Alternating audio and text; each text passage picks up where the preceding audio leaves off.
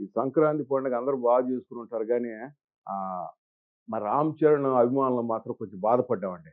ఎందుకంటే, మా అన్న వినయ విధేయ రాముడు 'రామ్ చరణ్' గూడా ఆహ్, కొంత బాధలో ఉన్నాడనిపిచ్చింది. అందుకే మాకు గూడా అందరూ సంక్రాంతి బాగా చేసుకున్నా గూడా మేము చేసుకోలేకపోయామండి. కొందరు దొంగనాయుళ్ళు చేసిన ఆహ్, ఇదనుకోండి, అదనుకోండి ఎందుకులే గాని ఇంక బూతులొస్తున్నాయి చెప్పలేకపోతున్నా. మొత్తానికి సినిమాని నాశనం చేశాడండి. ఆ! అది పోయి cinema utter flop, eater flop అని అన్నీ చేశారు.